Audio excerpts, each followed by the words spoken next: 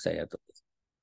Ya, buku yang saya tulis salah satunya yang terbaru adalah kumpulan studi kasus di kepelabuhanan, kemudian manajemen sumber daya manusia dan panduan praktis internal auditor. Uh, Nanti mau kerjasama juga sama Prof. Afjil yang diajak ikut. Selain bawain laptopnya juga jadi author yang kedua sama beliau. Jadi ya nanti ya kolaborasi bukunya sebentar lagi katanya mau dicetak gitu ya, sama Prof. Afzil. Itu teman-teman. Nah, eh, lanjut ya teman ya. Ya ini dikasih judulnya berat juga nih sama Prof. Abdil nih. Coba strategi transformasi digitalisasi perusahaan di era industri gitu ya. Ya teman-teman, ini kan saya juga tahu ya latar belakang teman-teman ini menurut Prof. Azil adalah teman-teman yang bergerak di bea cukai dan yang lain gitu ya. Dan tentunya eh, kami juga mengikuti ya arahan-arahan juga dari bea cukai dalam mendigitalisasi beberapa proses bisnis yang ada di terminal peti kemas gitu ya. Nah, sebenarnya PR-nya eh, bukan hanya menciptakan ya teman-teman ya, bukan hanya menciptakan proses apa namanya dari proses manual ke digitalisasi, bukan hanya itu, bukan sesimpel itu gitu ya. Namun ada banyak transformasi yang dilakukan di sana, ada strategi transformasi yang ada di sana, gitu ya. Mempersiapkan SDM, mempersiapkan teman-teman dari customer agar mereka juga aware gitu ya terhadap digitalisasi yang kita lakukan. Ada sedikit cerita ya teman-teman ya.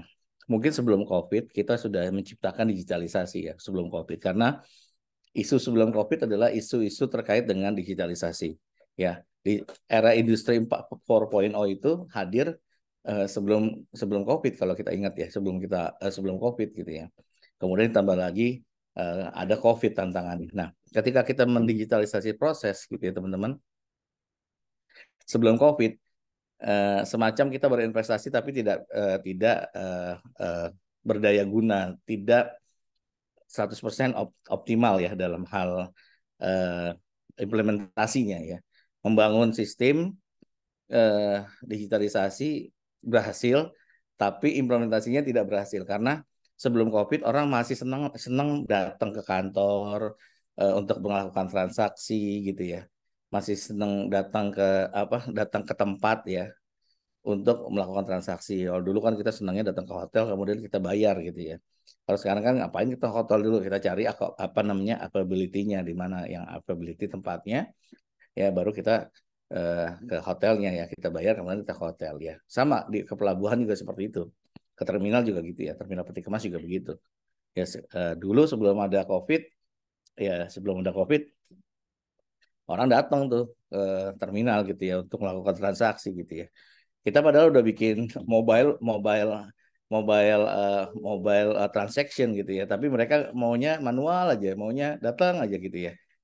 Saya nggak ngerti kenapa ya. Pas COVID gitu ya, pas COVID kebetulan kita udah siap dengan teknologinya itu, ya kita langsung implementasi gitu ya. Nah, yang nggak siap adalah karyawan, bukan karyawan, customernya yang nggak siap gitu ya. Maksudnya nggak siapnya gimana sih cara pakainya, gimana gitu ya. Makanya tadi strategi transformasi itu terutama juga digitalisasi tentunya harus dipersiapkan bukan hanya infrastrukturnya tapi juga SDM-nya juga harus disiapkan. Nah, latar belakangnya adalah perusahaan lembaga yang diorganisasi dijalankan menyediakan barang dan jasa ya. Ini latar belakang saja ya. Ya, intinya tujuannya mencapai produktivitas. Jadi, teman-teman selain kemudahan gitu ya, selain kemudahan yang ditawarkan oleh digitalisasi, produktivitas juga ditawarkan, ya, efisiensi juga ditawarkan, cost reduction juga ditawarkan gitu ya. Ya, namun ingat ongkos ini semua tidak tidak murah gitu ya, karena memang proses pendigitalisasi sesuatu itu membutuhkan investasi ya, investasi terkait dengan IT, infrastrukturnya dan yang lain. Belum lagi terkait dengan apa namanya business continue planning ya, business continue planning atau BCP-nya ya gitu. Jadi bukan hanya membangun itu semua, namun juga harus membangun sisi-sisi bagaimana kalau terjadi hal-hal yang tidak diinginkan digitalisasi ya. Seperti kemarin, mungkin teman-teman di Bea Cukai juga tahu gitu ya, ketika melakukan maintenance ya di sistem Bea Cukai, itu bisa kita bisa pelabuhan bisa menderita tuh ya. Mungkin teman-teman masih ingat ya di Bea Cukai ada sistem Ciesa gitu ya. Ciesa yang sempat dilakukan migrasi gitu ya. Kemudian itu mengakibatkan 1-2 hari itu di terminal ya, terutama di terminal kontainer itu wah ngantri ya, sampai macet, sampai crowded gitu ya, jalanan macet semua gitu ya. Ya, itu efek dari apa namanya, digitalisasi ya. Ya, nah bukan hanya dilihat yang oke-oke aja gitu ya digitalisasi, tapi ada sisi-sisi yang kita juga harus mempersiapkan segala sesuatunya untuk menghindari terjadinya kerugian yang cukup besar bagi pelanggan dan bagi kita sebagai yang apa namanya, yang menyelenggarakan atau yang mengadakan sistem itu gitu ya. Nah, sebenarnya ada beberapa ya strategi perusahaan di era gini ya. Ini ada beberapa gitu ya yang saya simpulkan gitu ya. Ada 3 sebenarnya. Ada kualitas SDM-nya, jaringan bisnisnya, dan teknologi ya. Kalau kita mau melakukan digitalisasi, tentunya yang pertama adalah kualitas SDM kita harus ditingkatkan ya. Bukan cuman tadi ya oh canggih nih alatnya gitu ya, canggih nih digitalisasinya ya. Namun SDM kita tidak mahir, tentu SDM kita tidak aware gitu ya. Sehingga apa yang terjadi teman-teman? Yang terjadi adalah tadi ya, banyak sistem yang sudah dibuat, kemudian sistem itu ya akhirnya merugikan kita. Contohnya apa? Tadi tidak aware-nya mereka, SDM-nya gitu ya, tidak dipersiapkan terkait dengan ketika kita melakukan digitalisasi, di situ banyak sekali resiko-resiko yang dihadapi, terutama terkait dengan serangan-serangan virus, malware, dan hacker gitu ya. Nah, itu kita harus mempersiapkan itu. Selain kita mempersiapkan orangnya untuk mengerti terkait dengan memakai tools yang baru terkait pekerjaannya, dia juga harus dilakukan awareness terkait dengan resiko-resiko yang akan terjadi dampaknya kalau mereka nggak aware. Contohnya mereka dengan mudahnya mereka mendownload sesuatu yang sebenarnya mendownload kemudian mengekstrak gitu ya informasi yang akhirnya nanti masuk ke server, yang di server itu nanti akan mencemarkan atau melakukan apa, ada malware masuk kemudian akan mengelok semua aktivitas yang ada di uh, sistem informasi yang terkendali di servernya gitu ya. Karena malware itu ketika kita mengekstrak sesuatu informasi yang ada di laptop kita, yang ada di PC jaringan kita, ketika itu masuk jaringan ke server yang ada di kantor kita, otomatis sudah terinfeksi ya, ya sudah terkena gitu ya server kita dan itu banyak sekali gitu ya, dan ini yang merugikan ya. Nah, kalau perusahaan seperti yang kita ketahui ya, di Bank BSI ya, waktu itu Bank BSI sempat down gitu ya, eh, sampai seminggu ya, kemungkinan sampai seminggu ya, 2-3 hari kena gitu ya, dan kemudian transaksi menjadi susah gitu ya. Itu Bank BSI. Dampaknya cuman mungkin orang nggak bisa transaksi ya. Tapi kalau itu di pelabuhan, kalau itu di terminal peti kemas, dampaknya bukan hanya itu ya. Ketika server mati, down, ya, itu truk bisa antri ya, sampai memacetkan Jakarta Utara gitu ya. Jakarta Utara, dan dampaknya bukan Jakarta Utara, semua pusat yang menuju Jakarta Utara dan Kelapa Gading sampai seterusnya itu akan macet di tol dalam kotanya, di tol apa namanya jornya, itu akan efeknya akan sampai ke sana gitu ya. Nah, ini yang eh, digitalisasi baik ya, namun persiapan strateginya apa yang harus dilakukan perusahaan ya, meningkatkan kualitas SDM ya, keterampilan dan pengetahuannya di bidang teknologi, bukan hanya makainya, tapi aware-nya terhadap serangan-serangan yang dampak-dampak yang diakibatkan oleh pemakaian teknologi digitalisasi itu tersebut. Kemudian jaringan bisnis, membangun jaringan bisnis yang kuat, memanfaatkan Internet of Things untuk mendukung proses bisnis. Iya, kalau Anda mungkin teman-teman yang bertugas bea cukai di pelabuhan, sudah semua ini sudah terpakai semua gitu ya. Ya, sudah terpakai semua ya, sudah digital ya. Digitalisasi ini sudah berjalan gitu ya. Ya, bahkan proses-proses sekarang sudah mulai simpel ya. Ya, bahkan sekarang proses sudah mulai simpel ya. Dan pemakaian Internet of Things juga digunakan ya di di setiap transaksi semuanya gitu ya. Kemudian teknologi itu sendiri gitu ya menggunakan teknologi yang tepat untuk mendukung digitalisasi proses dan lain. Nah, yang tepat itu seperti apa? Yang tepat itu tentunya bukan berarti yang tepat itu yang paling mahal, bukan. Tepat itu yang sesuai dengan proses bisnis, yang bisa menyesuaikan dengan proses bisnis, ya, yang bisa menyesuaikan proses bisnis, yang akhirnya teknologi itu bisa kepakai. Bayangkan teman-teman, banyak sekali teknologi dulu ya yang pernah kita investasikan tidak terpakai, ya, atau terpakai sebentar kemudian diubah lagi, diganti lagi dengan teknologi yang baru yang kemarin sudah usang gitu ya. Ya makanya kalau di sistem digital ya Prof. Agil udah mau ngajarin tentang sistem teknologi informasi manajemen nanti ya Prof. Agil. Itu nanti di teknologi terutama digitalisasi dan komputer ya, teknik informasi itu berkaitan sekali dengan developmentnya yang yang apa namanya mengedepankan terkait dengan recycling ya, yang kita sebut dengan SDSL ya, atau SDSL System Development Life Cycle, sorry, SDLC ya, System Development Life Cycle. Jadi dia berkelanjutan ya, ada ya, kalau kita tahu ada versi 1, versi 2, versi 3, versi 4 ya. Tidak langsung absolut langsung versi terakhir kemudian nanti absolut kemudian kita harus beli lagi ya. Berapa banyak teknologi yang seperti itu yang akhirnya bukan yang terjadi adalah bukan profit ya, atau mengefisienkan proses, malah akhirnya boros ya, kita harus menggunakan cost yang sangat besar. Makanya strateginya adalah uh, yang pertama harus mendukung ya proses bisnis dan otomasi itu harus mendukung ya. Berarti harus ada apa teman-teman? Berarti harus ada yang namanya survei terlebih dahulu ya, atau survei pendahuluan ya, atau yang kita sebut dengan feasibility study ya. Ya setiap proyek teknologi harus melalui feasibility study ya. Dan itu harus melibatkan uh, semua user yang terlibat dalam proses itu ya. Ya sebagai contoh ketika Bea Cukai apa namanya launching NL apa namanya apa National Logistik ya Ekosistem ya, NLE, semua yang masuk ke NLE juga dikenalkan, diikut di apa namanya dilibatkan dan yang lain gitu ya. Nah ini eh, apa namanya bagaimana strategi perusahaan itu ya dalam menghadapi era industri ini, terutama dengan adanya digitalisasi. Nah, strategi transformasinya yang pertama ya adalah visi dan strateginya.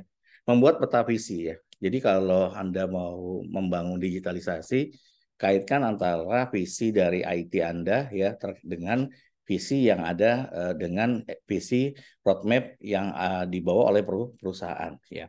Kita mengetahui ya kalau di kantor itu ada namanya rencana jangka panjang 5 tahunan. Nah, roadmap IT harus mengikuti roadmap yang ada secara keseluruhan yang mendukung roadmapnya perusahaan. Ya, bukan perusahaan punya roadmap sendiri, IT mempunyai roadmap sendiri, nggak nyambung gitu ya, nggak nyambung. Makanya roadmap yang ada oleh yang perusahaan yang punya perusahaan ya yang 5 tahunan itu harus di line ya, line kan disejajarkan ya, dilainkan disejajarkan dengan visi strategi dari atau roadmap dari IT-nya ya. IT mau kemana sih 5 tahun yang mendatang ya, perusahaan juga mau 5 tahun mendatang mau kemana gitu ya, sejajarkan ya. Bagaimana cara melainmentkannya Pak Safwan? Caranya gampang, caranya adalah kita punya misi, kita punya rencana jangka panjang itu 5 tahunan ya, kemudian di breakdown per tahun ya. Ketika kita mau menuju 5 tahun kan itu kan melalui proses tahun pertama, tahun kedua, tahun ketiga, tahun keempat, tahun kelima. Berarti ya RJPP yang kita buat selama 5 tahun itu punya tema-tema tersendiri untuk mencapai tema yang di akhirnya. Misalnya perusahaan kita mau menjadi adalah global player di 5 tahun yang akan datang, misalnya pemain kelas global gitu ya. Ya, world class player ya di 5 tahun yang. Berarti proses menuju world class itu dari tahun pertama, tahun kedua, tahun ketiga, tahun keempat, tahun kelima itu harus jelas ya. Nah, di tahun pertama itu akan di breakdown menjadi rencana kerja manajemen ya. Dari RJPP yang ada, rencana jangka panjang 5 tahunan itu di breakdown per tahun yang dinamakan dengan rencana kerja manajemen. Rencana kerja manajemen itu nanti akan detail ya, dalam mencapai visi tahun pertama harus ngapain manajemen, apa yang harus dilakukan gitu ya, apa strategi apa yang harus dilakukan.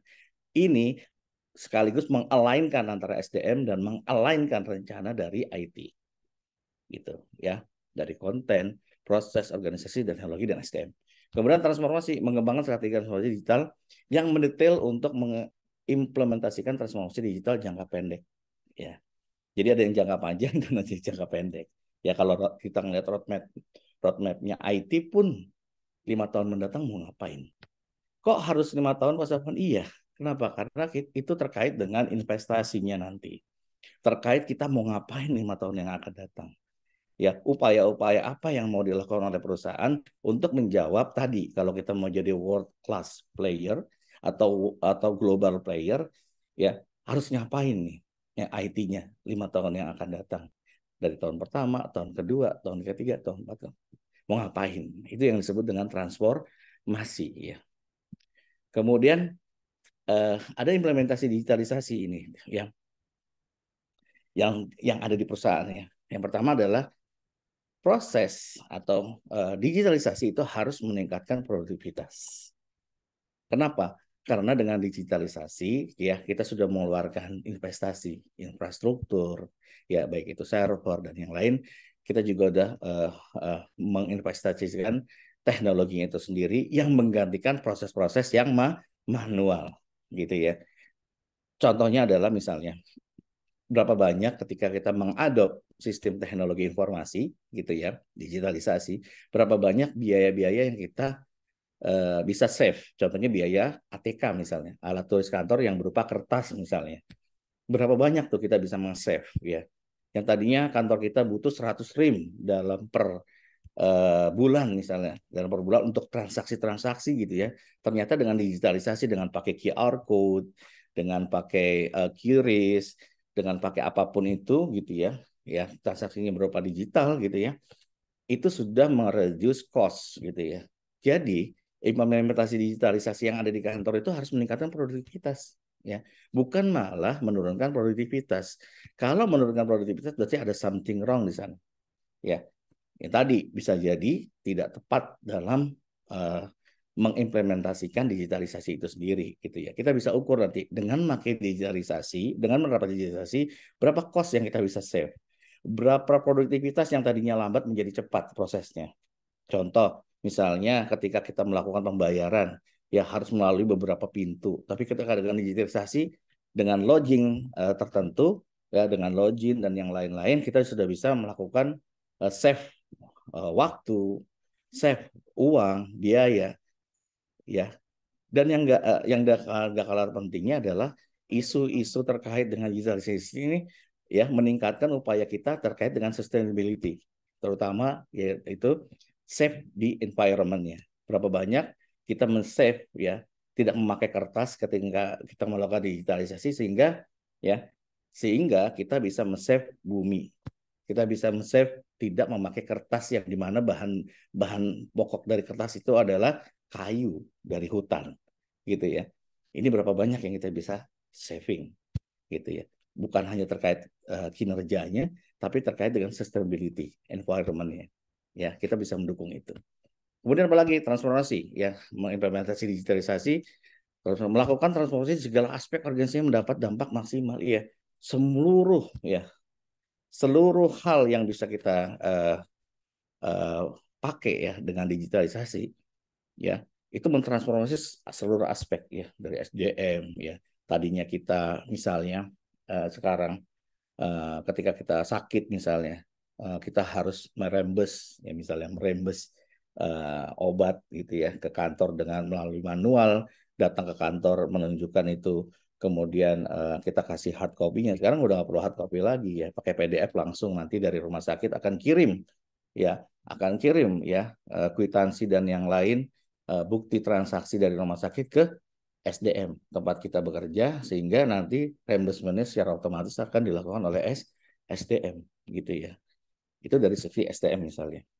Belum dari sisi operasional, belum dari sisi yang lain gitu ya. Kita mentransformasi seluruh aspek di organisasi ya. Ya.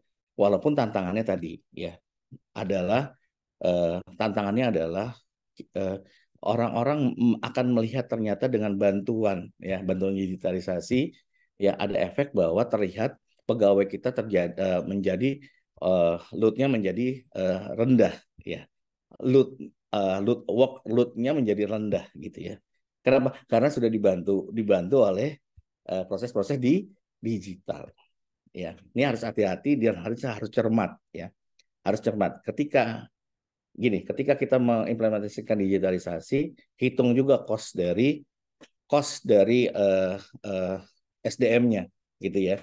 Kalau yang tadinya dengan digitalisasi satu proses bisa satu pintu ya, dengan tidak berdigitalisasi ini kan butuh berapa SDM nih. Sehingga akhirnya ketika kita memakai digitalisasi kita harus mengurangi orang ya. Tentunya ini berdampak terhadap sosial juga. Padahal sekarang isunya bukan hanya kita harus mendapat growth ya, bukan harus kita mendapat pertumbuhan ya, tapi isunya adalah kita juga harus memikirkan dampak-dampak sosial ya, atau kita kenal dengan ESG, Environmental Social Governance ya. Jadi perusahaan itu harus mikirin tentang lingkungan ya, environmentalnya, harus mikirin sosialnya, harus mikirin tentang karyawannya dan dampak di sekitar perusahaan kita, dan governance ya, tata kelolanya. Jadi isu ini, ESG ini yang harus tetap dipertimbangkan baik-baik ya. Ini makanya ini harus menjadi PR terhadap para BOD yang di perusahaan yang mengimplementasikan sistem digitalisasi ini. Kemudian budaya, mencapai perubahan budaya sehingga grup departemen individu setuju untuk bekerja secara kolaboratif ya. Dengan adanya digitalisasi ya, budaya itu jadi berubah ya, ada perubahan perilaku kerja gitu ya, yang tadinya manual menjadi digital ya, di mana perubahan budaya ini tentunya nggak gampang semudah membalikan telapak tangan. Tentunya terjadi resistansi dari pegawai-pegawai terutama yang gagal atau gaptek ya, nggak bisa cepat ikut dalam melakukan perubahan, terutama dengan kemampuan digitalisasinya. Ya, terkadang anak-anak kita yang lebih canggih ya dibanding orang tua ya. Nah, ini juga terjadi di kantoran. Ya, yang tadinya sistemnya itu manual pakai kertas dan yang lain, kita harus masukkan input ke dalam komputer, yang itu semuanya belum tentu pegawai-pegawai kita bisa melakukan hal tersebut ya. Dan tentunya itu harus ada perubahan budaya, dan inilah di sini adalah peran SDM ya. Makanya keterkaitan perubahan terkait implementasi ya digitalisasi tentunya akan juga bersinggungan dengan SDM ya. Bagaimana SDM harus mempersiapkan ini ya. Kemudian panduan ya, implementasi digitalisasi ini pemangku kepentingan utama membuat panduan strategis terfokus untuk meraih keberhasilan transformasi. Jadi harus ada panduannya ya, panduan bagaimana caranya, tata kelolanya dan yang lain ya. Ini harus dibukukan ya, dia harus disosialisasikan sehingga ini bisa berhasil. Itu saja Prof. Azil dari saya. Mungkin teman-teman kita bisa sambil diskusi. Terima kasih. Baik, terima kasih Prof. Safwan. Jadi ini luar biasa apa namanya penjelasannya ya, singkat padat gitu karena ini hari libur. Aduh, jadi apa namanya kita langsung berdiskusi. Mungkin ada ya teman-teman yang ingin menanyakan langsung ke Prof. Safwan, silakan. Mbak Catur ini mungkin Iya, Kak. siap, Ada silakan. yang mau sharing. Ini ya apa namanya perkenalkan diri dulu karena Oh iya, Pak. ya silakan. Izin, Pak. Nama saya Caturini, Pak. Dari BPKRI. Sekedar mau sharing, Pak. Tadi kan dijelasin eh, apa teknologi kalau bisa itu sejalan dengan visi misi perusahaan ya Pak. Itu mungkin di perusahaan. Terus bagaimana kalau di instansi itu eh, pastikan setiap instansi punya aplikasi ya Pak ya yang mendukung sistem visi misi yang ada. Nah, bagaimana kalau ternyata itu ada kebijakan yang mengharuskan setiap instansi itu eh, menggunakan suatu aplikasi yang sudah terkait dengan SPBE itu loh Pak. SPBE itu kan ada ya Pak ya. Tetapi aplikasi tersebut itu belum maksimal Pak.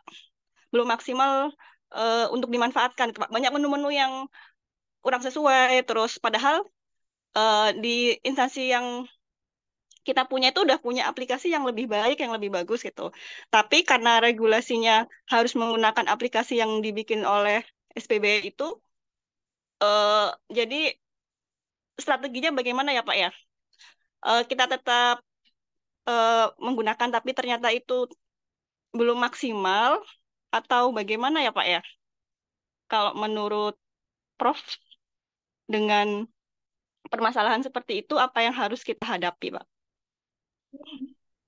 Baik, terima kasih Mbak Catur. Poinnya kita sudah dapat. Mohon izin Prof, mungkin ada lagi yang resign ini. Izin ya Prof, biar ditampung dulu, biar sekalian. Oke, silakan Mas Andrew. Ya, makasih Pak Abzil. Izin Prof, mau menanyakan terkait dengan industrialisasi 4.0 itu saya lihat di slide Prof itu kan isunya yang paling lega Perkenalkan adalah diri dulu Mas Andrew. oh ya, Maaf.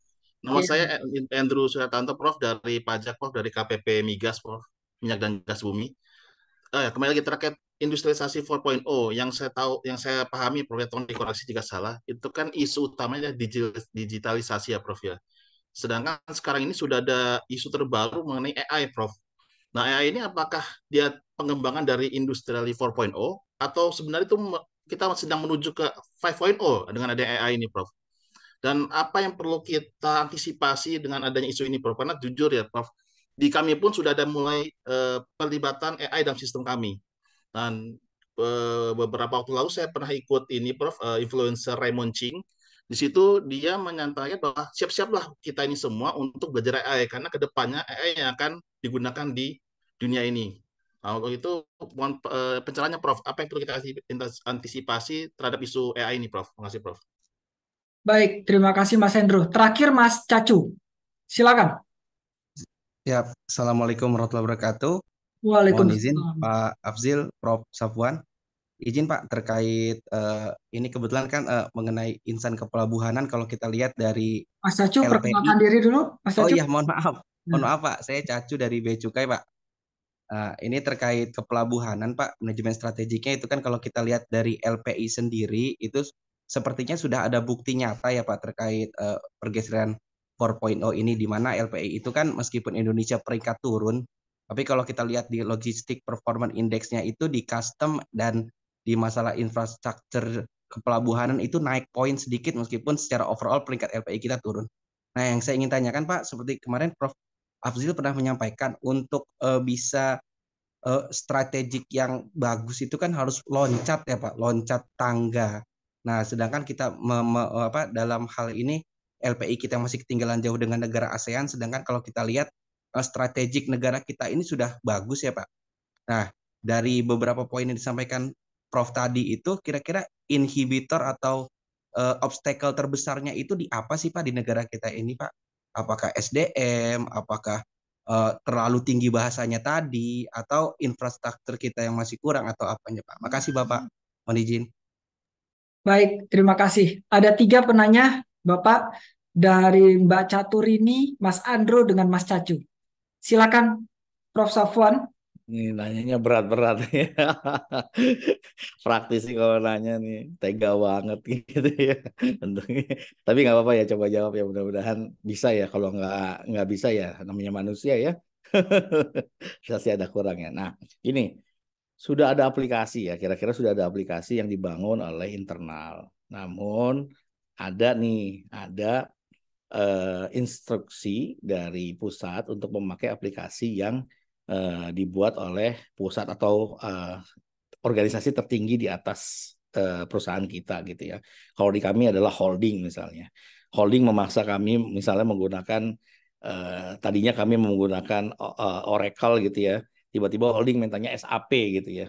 Ada satu sistem namanya SAP gitu ya. Apa yang harus kita lakukan misalnya gitu ya. Apa yang harus kita siasati setelah ini. Nah, tentunya yang pertama kita tetap harus memakai yang dimintakan oleh holding ya.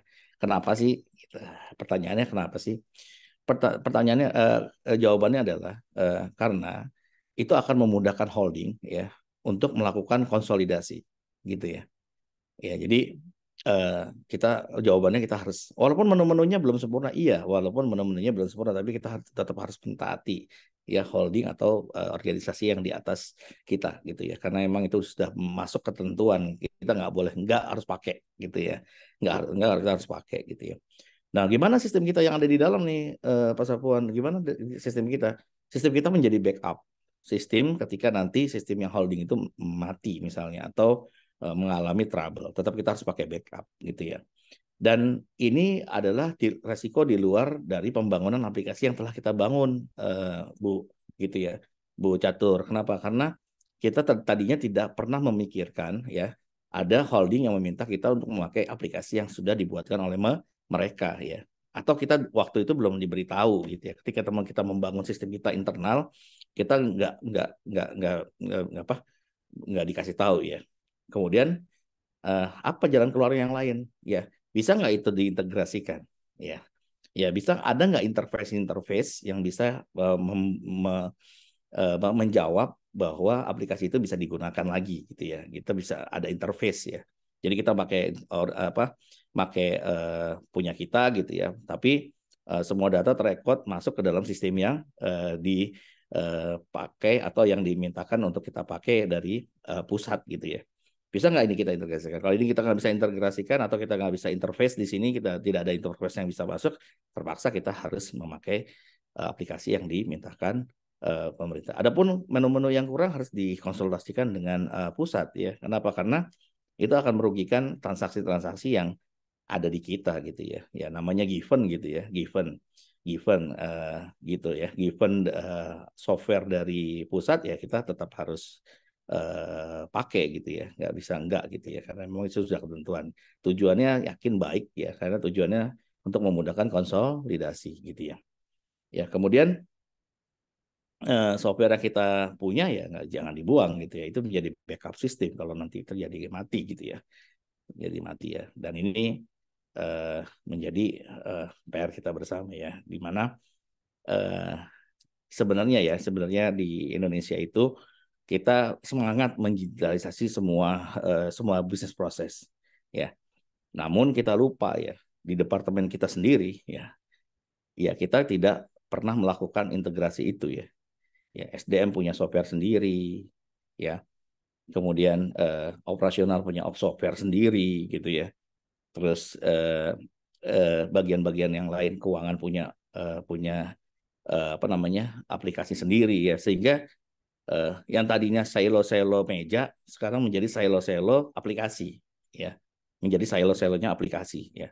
Ini jadi PR lagi nih. Kenapa? Karena ini nggak integrasi ya, terjadi tidak ada produktivitas masuk di sini. Kenapa? Karena masing-masing punya sendiri dan nggak integrasi, sehingga data yang diberikan masing-masing ini, misalnya SD mau memberikan data gaji ke keuangan, dia harus menyerahkan flash disk, dia harus taruh misalnya di cloud, sehingga orang keuangan nanti ngambil datanya dari cloud ya, data gaji dan yang lain. Ini nggak integrasi. Ini ada banyak waktu yang harus dibuang, ada biaya yang harus dibuang, belum lagi perawatan software ini masing-masing juga harus dibuang ya. Kalau ini jadi satu software SAP misalnya atau Oracle ya, jadi satu ya. Orang SDM kalau mau gajian nggak perlu tuh ngasih data ke bagian keuangan gitu ya, nggak perlu, dia langsung tarik data ya, tarik data ya dari SDM gitu ya. Nggak perlu dia telepon di SDM besok mau gajian nih, lu mau gajian nggak? Kalau nggak mau gajian ya udah, lu nggak usah kasih data, lu biar di demo gitu sama karyawan gitu kan. Biasanya gitu ya, kalau dia udah terintegrasi nggak perlu gitu. Jadi itu jawaban yang pertama. Mudah-mudahan ini memuaskan gitu ya. Izin Pak, Yang kedua, izin Pak, ya biar nggak kepotong. silakan. Itu kan kasus seperti itu jika dari sama-sama instansi yang sama ya Pak, maksudnya dari pusat dan daerah gitu ya Pak, masih satu kesatuan.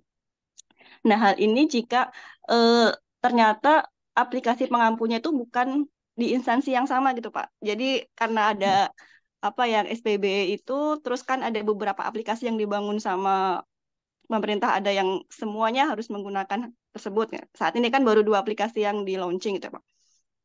Nah, padahal kami sudah punya aplikasi yang sangat mumpuni katakan itu Pak.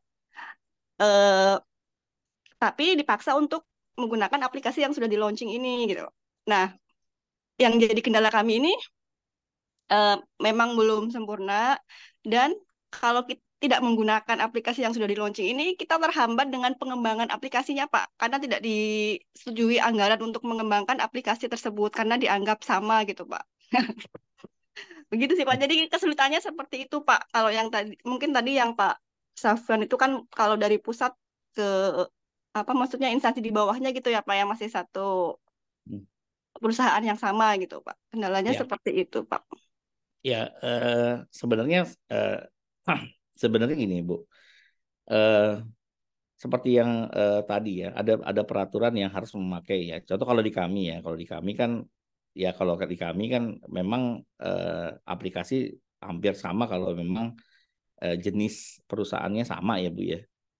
Ya ini holding misalnya ada holding gitu ya. Kan macam-macam organisasi di bawahnya tuh nggak sama tuh biasanya tuh, Bu. Organisasi ininya apa operasionalnya beda-beda gitu ya.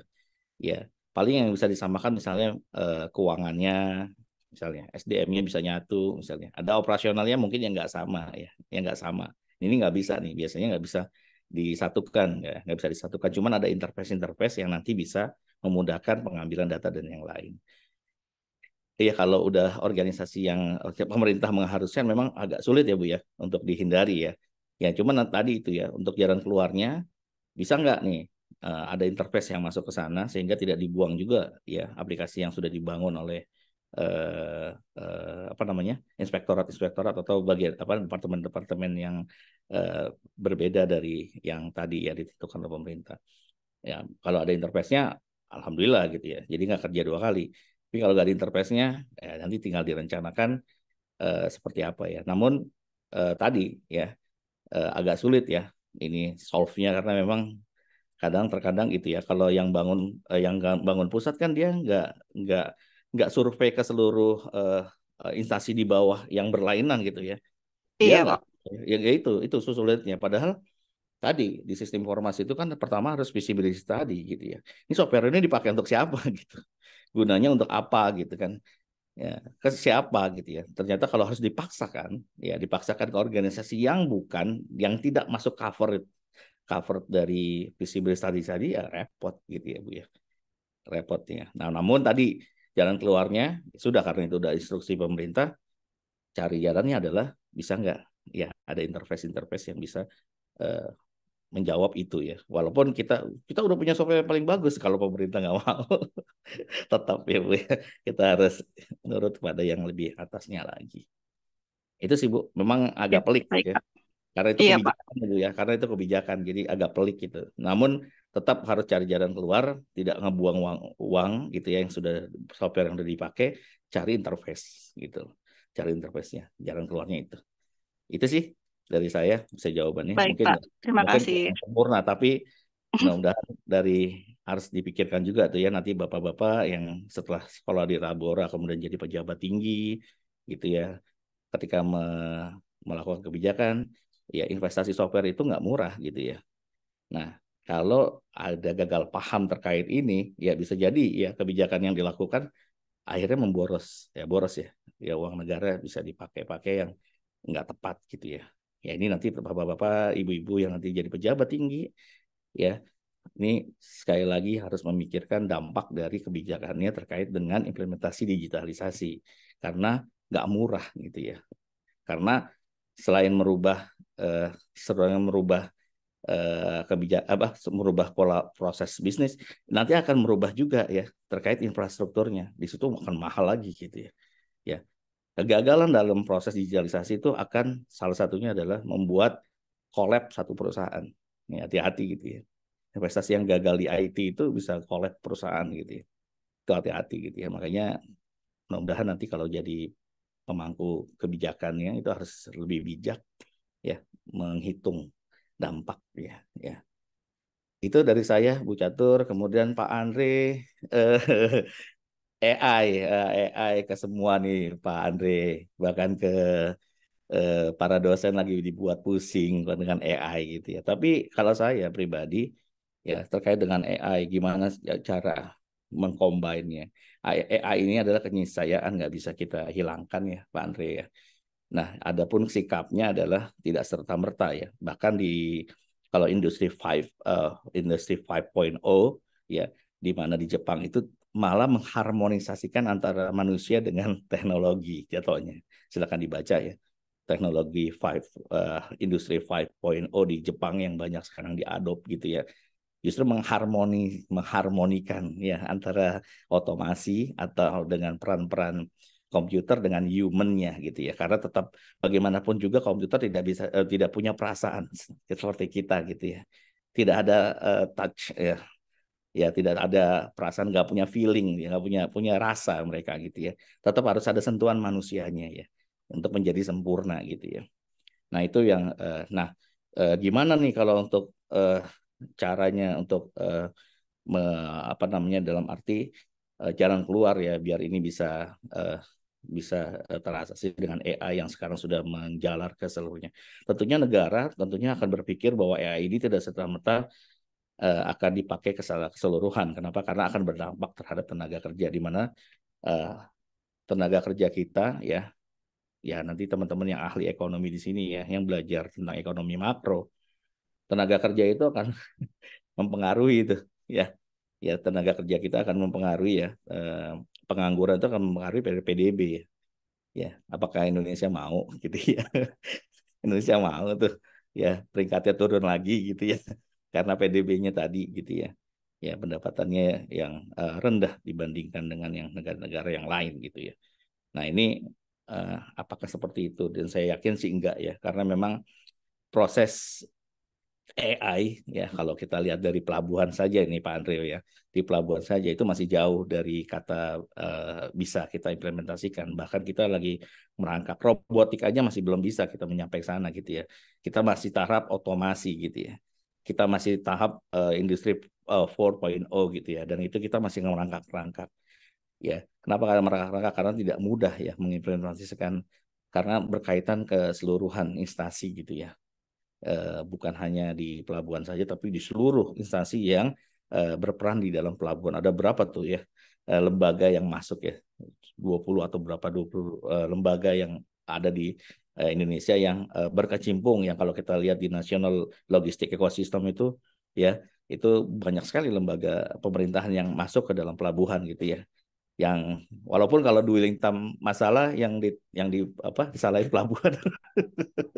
Ini pelabuhannya kenapa sih yang ditelepon direktur pelabuhan, padahal kita cuman naruh kontainer di lapangan terus keluarin gitu. Terus nampung ke lapangan terus apa namanya angkut ke kapal gitu ya. Jadi curhat nih enggak ya, Bapak enggak ya. Jadi curhat nih. Enggak ya. Jadi saya nanti di jurnal saya ada ya, di jurnal saya teman-teman, di jurnal saya itu saya nulis di Sinta 2. Sinta 2 itu yang menerbitkan adalah lembaga penelitian dari Departemen Perhubungan.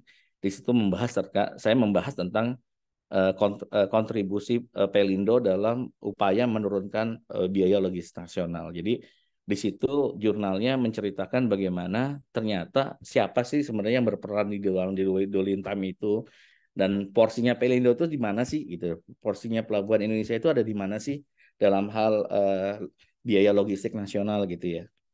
Nah itu yang saya bedah tuh, nanti minta sama Prof. Abzil ya nanti, karena saya udah pernah sharing ke beliau gitu ya. Nanti minta ke dia artikelnya, mudah-mudahan teman-teman bisa terinspirasi untuk menulis yang lebih baik lagi dari punya saya, sehingga nanti bisa lebih dalam lagi pembahasannya. Jadi itu Pak Andrew, jadi nggak serta-merta AI ini bisa masuk ke seluruh lini. ya. Namun kalau di saya terus terang AI itu membantu segalanya bagi saya dosen.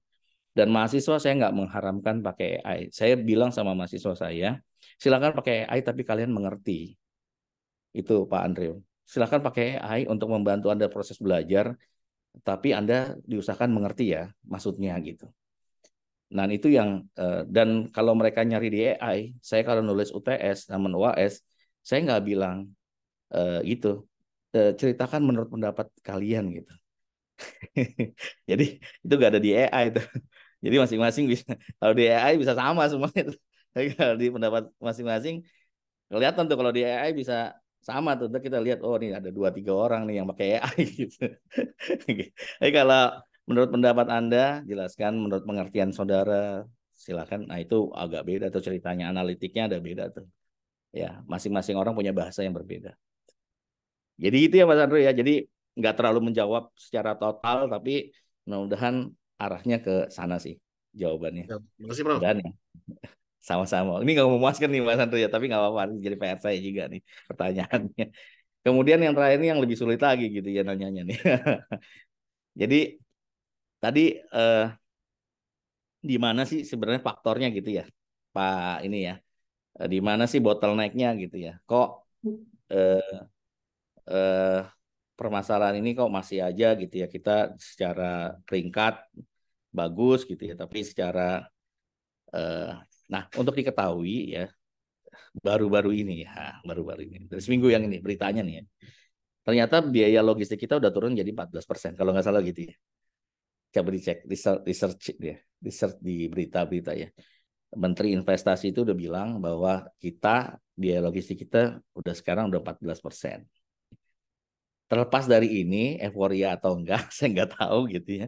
Ya, tapi ini termasuk euforia karena proses-prosesnya sudah cepat ya. Bea Cukai udah bekerja dengan baik ya, bahkan baik sekali ya. Karena sekarang Prof Ajil dwelling time itu di Jakarta Utara ya. Dwelling time, saya ulang ya, dwelling time itu proses kontainer dari kapal diturunkan ke darat gitu ya. Kemudian dia sampai dia keluar dari pelabuhan itu namanya dwelling time gitu ya. Proses dari keluarin kontainer dari kapal kemudian dia keluarin sampai pelabuhan itu proses dwelling time. Nah, dwelling time dwelling time di Priok itu Tanjung Priok at least sekitar kurang dari 3 hari, 2,5 hari ya. Jadi kontainer itu mengendap di dalam pelabuhan itu 2,5 hari ya. Jadi itu sangat cepat ya sekarang. Ya, saking cepatnya sekarang ya di area sekitar pelabuhan yang tadinya banyak depo-depo sekarang deponya banyak yang tutup gitu ya. Kenapa? Karena udah customer udah langsung angkut barangnya 2 hari saking cepatnya gitu ya. Jadi udah ada bisnis yang mati dari kebijakan ini ternyata saudara-saudara. Bisnis depo ya gitu ya. Mati ini ya karena saking cepatnya proses dwelling time di kita gitu ya. Nah, dwelling time tadi ya, ini udah 14% nih ya kita ya itunya ya apa namanya logistik cost ya udah 14% nih ya. Kita nggak tahu nih ini ada di mana ya. Nah, jawabannya yang dari saya ya untuk yang bertanya ya Mas Cacu ya yang bertanya, Mas kita masih agak sulit untuk indeks kita naik lagi agak sulit. Kenapa? Pelabuhan kita eh, masih belum imbalance-nya belum berimbang ya antara pelayaran di barat dan pelayaran di timur, gitu ya. Daerah-daerah sekitar wilayah kawasan timur itu masih banyak yang belum terjangkau gitu ya. Sehingga biaya logistik kita masih besar sekali, Mas. Selain kita negaranya bukan kayak negara-negara yang lain gitu ya. Kalau negara lain itu kan daratan semuanya sama gitu ya. Kalau kita kan terpisah pulau-pulau ya. Kita ngebangun infrastruktur ya yang di darat gitu ya. Tapi kita kan ke pulau-pulau ya. Makanya Pak Jokowi berinisiasi adanya tol laut itu sebenarnya untuk mempercepat proses itu tol laut ya. Karena yang kita kenal tol ada di darat gitu ya. Ya di darat sudah dibangun oleh beliau infrastruktur ya alhamdulillah gitu ya terkoneksi dengan baik gitu ya. Tapi yang masalah PR-nya adalah kita terbagi pulau-pulau gitu ya. Sehingga ini yang menjadi sulit. Walaupun digitalisasi kita lakukan, ya betul ya pelayanan kita bisa lakukan dengan digitalisasi. Tapi tadi ya proses-proses pengantarannya itu kan tetap ya logistik kan melalui jalur laut, jalur darat ya yang alhamdulillah sudah bagus, yang daratnya tinggal yang lautnya yang masih pelabuhan-pelabuhan kita belum seimbang, belum imbalan. Contohnya lebih mudah gini ya. Contohnya gini ya, Pak Prof Abdil ya. Kita ngirim barang ke timur gitu ya. Ya, pulang dari timur tuh belum tentu bawa barang ke barat. Berarti ya kosong tuh kapalnya, kosongan datang ke barat. Sama kayak trayek bis ya. Ya, trayek bis. Kalau Anda ke Yogyakarta ya, kemudian pulang lagi bawa penumpang, itu berarti Anda untung gitu. Tapi kalau Anda ke Yogyakarta terus nggak pulang lagi ke Jakarta nggak bawa penumpang, berarti ada loss cost di sana. Nah, itu yang terjadi di kawasan timur ya. Banyak sekali kapal-kapal yang akhirnya biayanya mahal. Kenapa? Karena bahkan kita dengar ya, harganya di sana bisa mahal padahal di sini murah. Iya, di sini murah. Kenapa? Karena tadi kita udah balance ya. Ngirim ke Sumatera, balik lagi bawa barang lagi. Ngirim dari Sumatera ke Jakarta, Jakarta balik lagi ke Sumatera, pasti barangnya balik lagi. Itunya ada angkutannya pasti keisi lagi gitu ya. Tapi kalau ke timur itu yang masih jadi PR gitu ya. Makanya dengan digabungnya Pelindo itu menjadi satu, itu kita mau konektivitasnya mau diperbaiki dengan baik sehingga seluruh wilayah pelabuhan kekuatannya sama, Mas. Contoh ya. Dulu di pelabuhan di terminal Ambon itu jam kerjanya Senin sampai hari Jumat tuh, Mas Abdil. Sabtu Minggu libur. Kalau sekarang nggak ada. 24 jam Sabtu Minggu jalan terus sehingga dwelling time di sana bisa lebih rendah. Sekarang sudah mulai turun dwelling time di sana. Yang tadinya bisa 5 hari, ya sekarang bisa 2 hari, 3 hari gitu. Jadi perbaikan terus dilakukan, mudah-mudahan. Makanya kita doakan pemimpin kita semuanya mudah-mudahan bisa diberikan kekuatan untuk terus memperbaiki kinerja ya, terutama kinerja logistik yang akan mempengaruhi perekonomian nasional. Itu aja dari saya, Mas Abdil. Mudah-mudahan bisa menjawab. Baik, terima kasih Prof. Izin Prof, masih ada waktu nggak Prof? Saya hitung aja lah, nggak boleh. Aduh, boleh Ya, ada 5 menit. satu sesi ya? Oke, singkat teman-teman. Bagi ada yang mau menanyakan, silakan. Silakan. Mas Acu, tadi mudah-mudahan Mas Acu udah menjawab ya Mas Acu ya. Saya jadi nggak Ya, enak. Pak. Terima kasih, Pak. Jadi holistik mandangnya Mas Acu. Maaf kalau nggak tepat ya jawaban. Silakan teman-teman. Di sini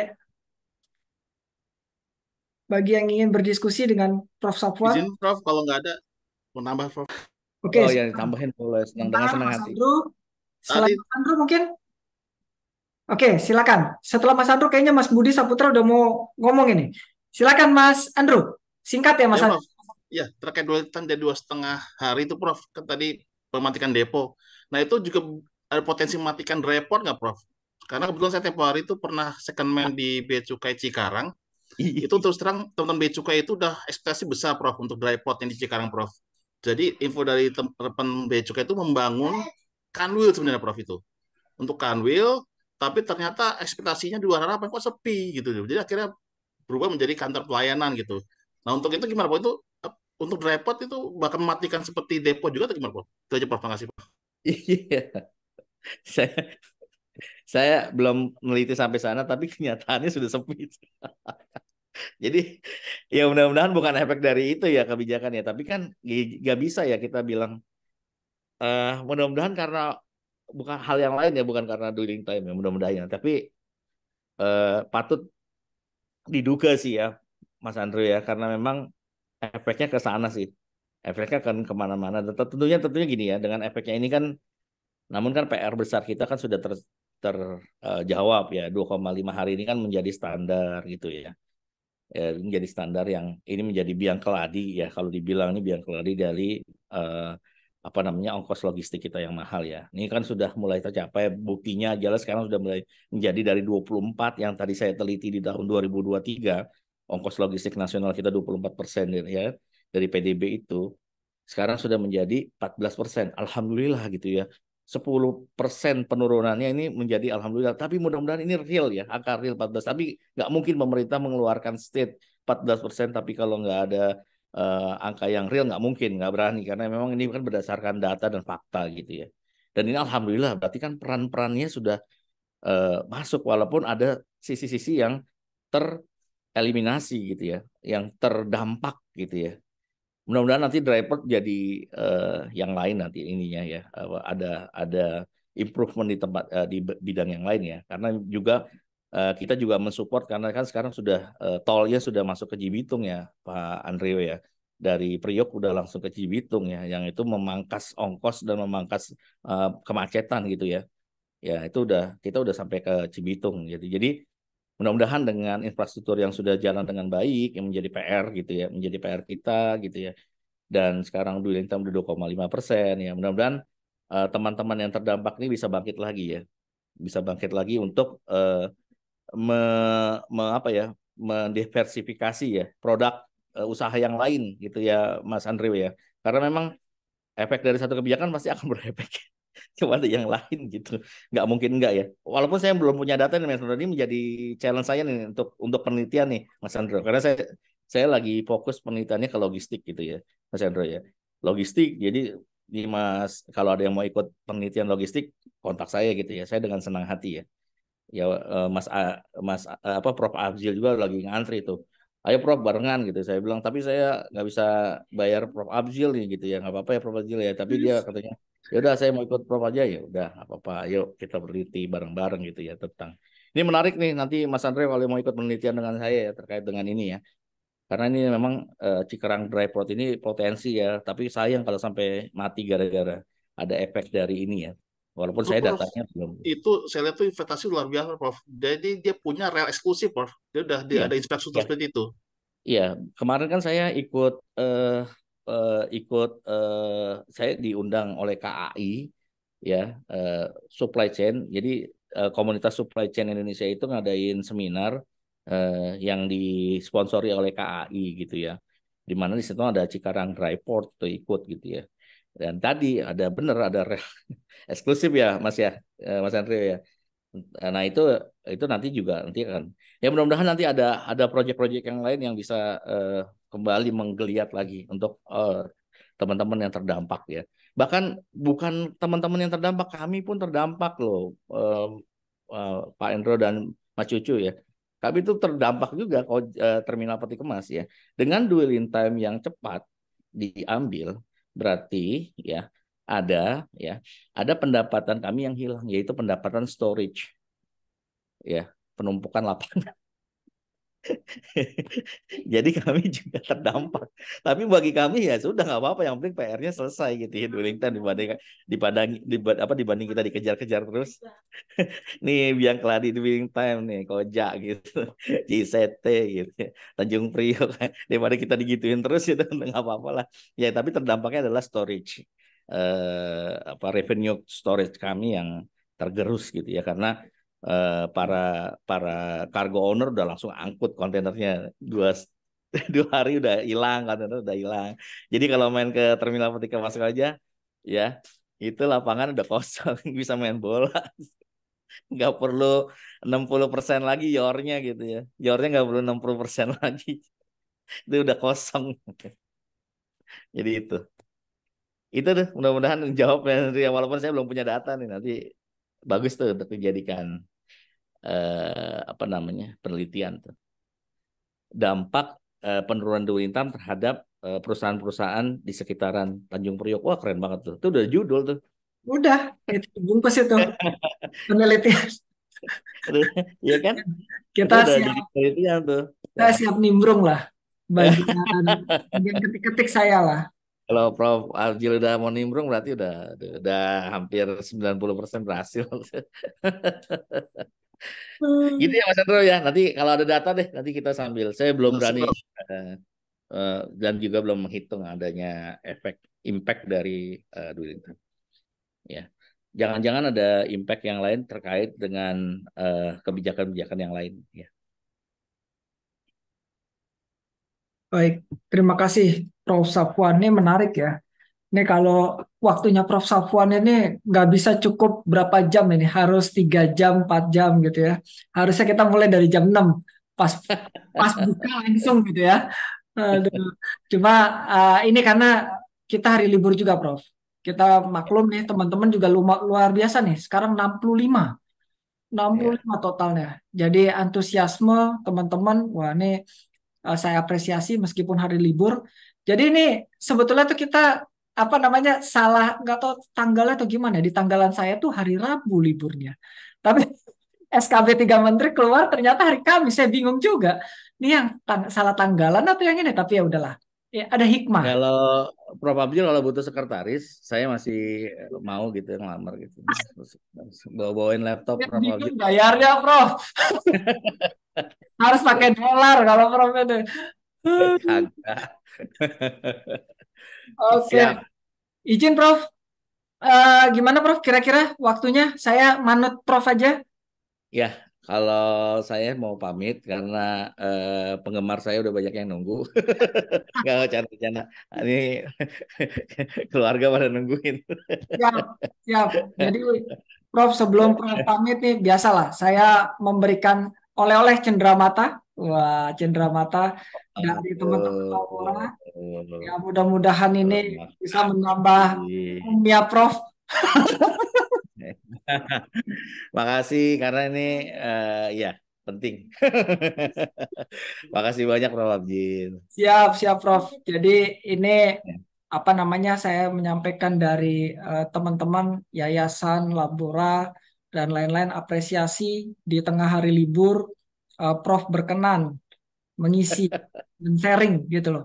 Karena apa namanya kita kalau bicara manajemen strategi tanpa adanya apa sharing dari praktisi itu rasanya hambar nih Prof.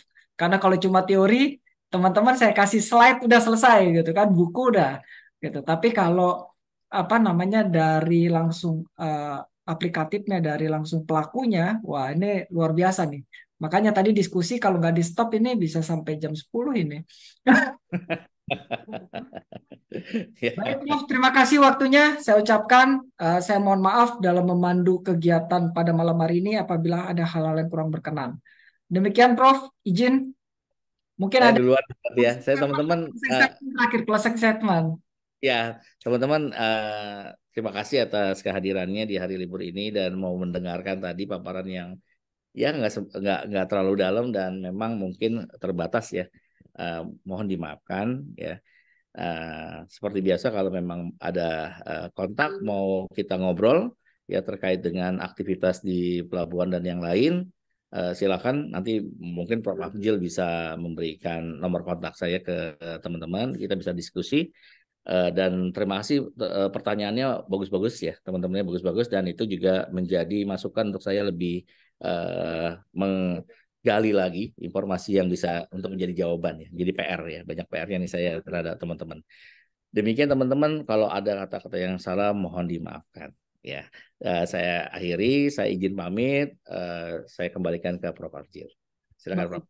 Terima kasih Prof atas perkenan waktunya. Jadi kalau teman-teman mau neliti di TPK Koja bisa lewat saya gitu untuk Monggo.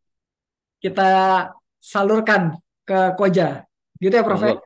Karena Ya. saya S1 S2 itu neliti di Koja loh. Dasarnya aja saya belum kenal sebelumnya nih. Kalau nggak aman kali. Welcome. Sangat welcome gitu ya ke saya, nanti silakan. Nanti kontak. Silakan. Siap, Iya. terima kasih Prof. Saya izin duluan pamit Prof. Abdul dan teman-teman. Sampai ketemu lagi. Saya izin duluan ya. Silakan Pak Prof. Abdul lanjutkan kembali. Saya izin pamit. Makasih teman-teman. Assalamualaikum. Waalaikumsalam. Waalaikumsalam warahmatullahi wabarakatuh. Terima kasih Prof. Baik, teman-teman, terima kasih udah hadir. Tadi memang di awal saya ingin menyampaikan terkait dengan apa namanya kupasan buku dari Russell Ramet. Cuma memang karena sudah malam dan ini juga waktu libur. gitu. Saya mengambil apa namanya haknya teman-teman di waktu libur. Harusnya kita tidak mengadakan kuliah ini, gitu. Ini ada admin di sini masih stay, gitu. Saya sudah diinikan, gitu. Ya mudah-mudahan pertemuan kita malam ini membawa insight-insight buat teman-teman semua. Dan gak usah khawatir teman-teman, minggu depan dengan apa namanya para praktisi yang mungkin nanti akan bisa mewarnai gitu, dan kayaknya minggu depan saya lihat tanggalannya hitam semua. Mudah-mudahan kita lancar ya, gitu, tidak ada kendala seperti ini, gitu. Demikian, mungkin ada yang mau didiskusikan, ada yang mau ditanyakan terkait dengan tugas atau hal-hal yang lain, silakan.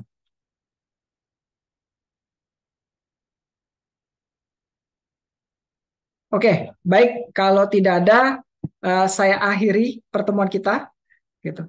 Karena ini hari libur, jadi saya tidak mau memforsir. Mudah-mudahan teman-teman bisa apa namanya kembali fresh besok untuk masuk ke kerja ke tempatnya masing-masing. Demikian saya akhiri. Billahi taufiq wal hidayah. Wassalamualaikum warahmatullahi wabarakatuh. Terima kasih. Waalaikumsalam warahmatullahi wabarakatuh. Terima kasih, Prof. Terima kasih, Prof. Terima kasih.